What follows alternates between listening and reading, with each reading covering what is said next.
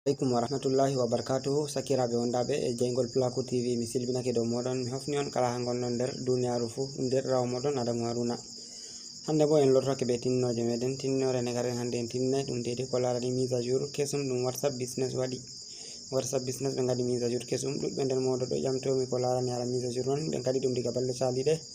En keɓayi no waɗugo vidéo dow majum dalila yugo ɗuɗɓe nder moɗo ɗo ƴamtomi ɗume nafu majum mi tawi hani mi waɗa vidéo ɗo musamman dow majum mi yermana en ha chaîne meɗen.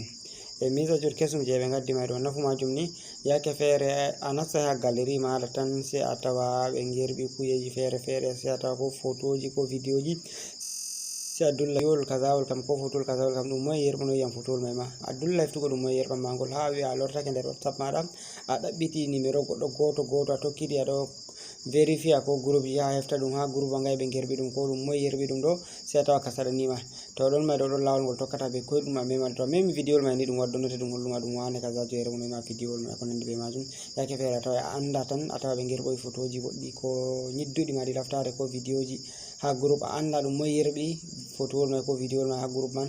yawwa to lawol koyngol tokkata ɗeɗe kefta ɗe tindinore mai ɗuɓɓe nder moɗon laari option mai ɗo ƴamami ko nafu kaza kam ko nafu kaza ɓe ɗo gaɗa capture d'écran ɓe gerɓanami dalila mai mi wi to accu warnayi vidéo musamman dow majum ngam mai ɗo tan ɓillon be surutu e dilla nder vidéo mai ɗo ngenno ka amma hedde ko mai ɗo miɗo toro ɗiɗi kala ɓen ɓe abonayi fu ta gijjite warugo les seragal jungo moɗon ñamu ha bindi bodeji ɓe vindi zabone ɗo on gara on mema dow maji banni ɓawa to on memi dow maji on daari alama kungel feere wari banta alama lenguru sai on mema dow magel banni ɓawa to on memi dow magel on daari ko garti han konta toon sai gar on mema ngel dow to ɗo on hokkata on ɗeɗe kala nde min gerɓi vidéol kesol fu on daragol ɓe koyeɗum nonnon tan gijjite warugo ɗeɗe ha alama kolel like ɗo on gara on mema dow magel to on memi dow magel on gingel garti amblé ɗo on hollata ɗeɗe vidéol mai ɗo ngol fottani on ta gijjite warugo ha les babal commentary on accana min commentary je encourage tamin heɓa min gada ko waddonogon vidéoji tilimɗi nonnon miɗo toro on ta gijjite warugo ɗeɗe ha babal alama sharing ma bo partage ɗo on partage lien vidéol mai ɗo ha nder groupe ji moɗon WhatsApp, Facebook, Telegram e ko nandi be majum heɓa sakiraɓe ɗuɗɓe nasta ndara mbotoro be majum.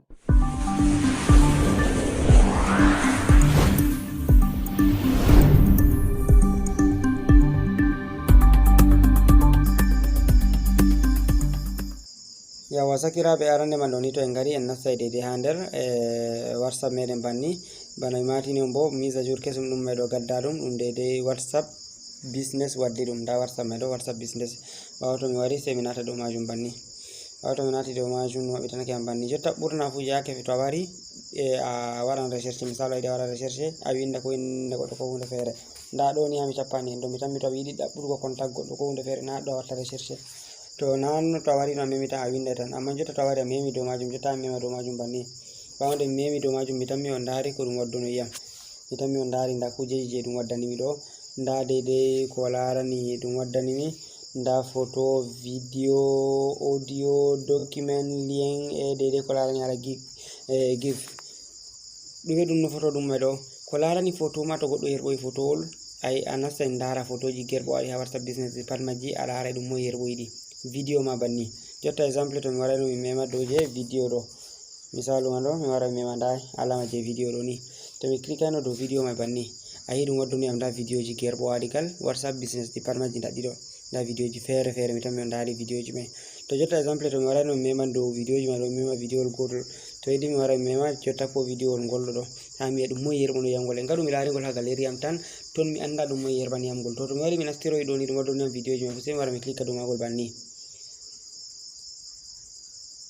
ɓawa to mi clique dow magol nangol ala haɗe ngol waɗa déjà nda ɗum wurtinaniyam inde deydey gerɓuɗo ngol mai nda inde mai dow ɗo 𝑭𝑗𝐵 Haruna hanko on yerɓano yam vidéowol mai ɗo mi tammi on daari ɗum wurtinaniyam gerɓano yam vidéowol mai inde mako fu ɗum wurtaniyam to mi enregistra numéro mako bo ɗum wurtanayam numéro tan jotta to mi lortoto no ɓawa fayin ma mi ɗaɓɓita deydey vidéowol feere mi wawan mi ɗaɓɓita deydey vidéowol ngol mi mema dow magol banni ɓawa to mi memi dow magol banni ɗum waddaniyam déjà mi tammi on daari nda inde o mai gerɓanɗo yam vidéowol mai mo ɗo 𝑭𝑰𝑵𝑉𝑛 hanko yerɓani yam vidéowol mai ɗo to ɗo ko yerɓino vidéowol mai mi andano ni to mi wari mi tokkiri ɗo mi laari mi fama acce ɗum wane yerɓani yam vidéowol ngol mi heftayno gerɓuɗo ngol ko ɗum vidéowol bongol ko ɗum ñiddugol ko photo e ko nandi be majum to mi lortoto noon mi wara musamman diga arande mi lora mi nastita do man mi wara jotta misalu banta je photo do nda je photo ni mi wara mi klika do je alama photo man banni nda photoji gerbaadi do fere fere nda photoji fere fere to mi dabita non der photoji mai do gotol mi wi accu mi lara mi dum moy yerwani am photo mai do jotta exemple to mi wara no mi sufta nda ko photo ngol to mi wara no mi mema do magol banni bawde mi memi do magol deja mi tammi on dari nda inde gerba mai angol mai do mi tammi on dari nda inde mai hankon yerwani am photo mai to min loroto mi wara mi nasta exemple ko bana photo dangol mi tammi on dari hangol bonde mi nasti nda numéro je yerbi photo mai mi tammi on dari numéro mi enregistraka e kono ndi be majum to lawol ko to kata ngara ndara kala dede ko be gerba ma photo a heftay mo yerba ma hunde mai don nda je gif nda je audio nda je lien e kono ndi be majum to wara no nasta do je lien do nda lien ji fere fere nda dede bana lien do arande jum dum lien dede gerba dum ha groupe shababul faida e ko nandi be majum da groupe sautul islam e ko nandi be majum dum lien ji gerbaade ha groupe dal lien fu ayanda ha groupe nga yerba e ko nandi be majum to don de nafu misa jotum e kesum dum e gaddi dum dudbe nder modon e pe'inani mi jamde do mi tawi hani wara video musamman do majum hani do gaddi misa jur kesum fu min mati nen be gadi misa jur kesum e da misa jur nafu majum amma mi do mati non whatsapp business on waddi dum e wade de ben marbe whatsapp messenger ko whatsapp 𝐠𝐵 ko nandi be majum dum wala whatsapp 𝐠𝐵 ko whatsapp messenger ko whatsapp dum hade de whatsapp business tan on watta de tinnore de mane tiniri do ni tam en famani am sakirabe ngam may don jarama dum der raw modon Adamu Haruna sey ton totti ha video tan mi ngol waru ko yeso assalamu alaikum